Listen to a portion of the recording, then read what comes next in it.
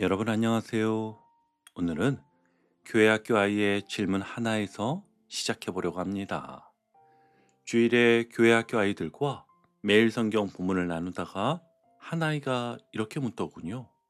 목사님, 왜 노아는요, 자기가 직접 방주의 창문으로 보면 되지, 왜 굳이 까마귀랑 비둘기를 내보냈어요? 순간 참 좋은 질문이라는 생각이 들었습니다. 어른들이라면 그냥 지나쳤을 질문이지만 아이들은 본질을 콕 집어 묻습니다. 그러게 말이야. 왜 직접 안 봤을까? 자, 오늘은 이 질문을 따라 성경을 조금 현실적으로 그리고 조금 깊이 있게 들여다보려고 합니다. 첫 번째로는요, 우리가 생각하는 창문과 성경의 창문. 우린 보통 창문이라고 하면 어떤 걸 떠올릴까요? 유리 달린 창, 열면 바깥이 훤히 보이는 창이지요. 그런데 성경이 말하는 방주의 창문은 우리가 생각하는 그런 창과는 전혀 다른 구조였습니다. 창세기 6장 16절을 보면 이렇게 기록되어 있습니다. 너는 방주를 만들되 위에 창을 내고. 아멘. 여기서 창으로 번역된 시브리어는 초아르라는 단어인데요. 이 말은 전망용 창문이 아니라 빛이 들어오는 틈, 공기가 통하는 환기구, 다시 말해 채광과 통풍을 위한 구조에 가깝습니다. 즉 방주의 창문은 밖을 구경하는 창이 아니라 안에 있는 생명들이 숨쉬게 하는 창이었던 것입니다.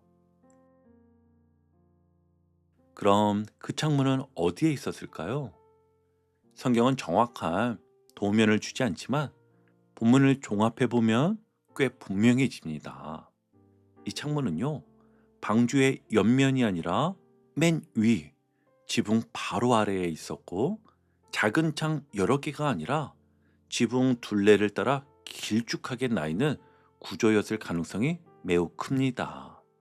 요즘으로 치면 큰 배의 환기구 같은 모습 또는 전통 가옥의 처마 및 통풍구를 떠올리시면 됩니다. 왜 이렇게 만들었을까요? 먼저는 비 때문입니다. 옆에 큰 창이 있었다면 폭우와 파도가 그대로 들이쳤겠지요. 그리고 두 번째는 생명 때문입니다. 방주 안에는 사람 8명뿐만 아니라 수많은 동물들이 함께 있었습니다.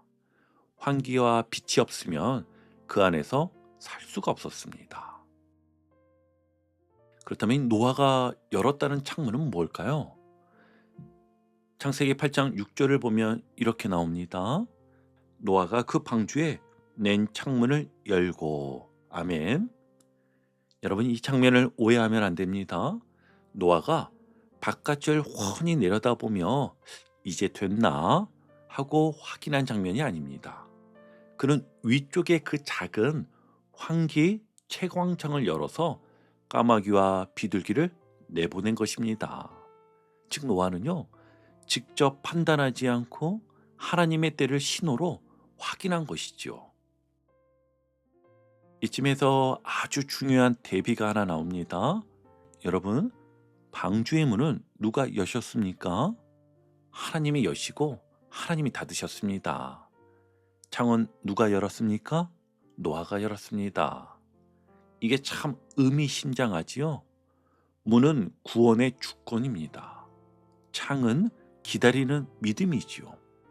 노아는 밖으로 나갈 수는 없었지만 하늘을 향한 작은 창 하나는 열어두고 하나님의 신호를 기다렸던 것입니다. 그래서 저는 이렇게 말하고 싶습니다. 방주의 창문은 세상을 보기 위한 창이 아니라 하나님의 때를 기다리는 창이었습니다. 그래서 노아는 직접 내려다보지 않았고 까마귀와 비둘기를 내보낼 수밖에 없었습니다. 여러분의 삶에도 문은 이미 닫혀 있는데 아직 기다림의 시간이 계속되고 있는 영역이 있지 않으신가요?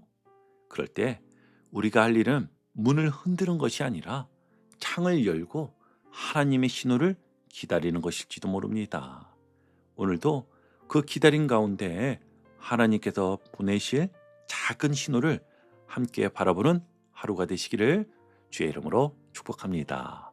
아멘.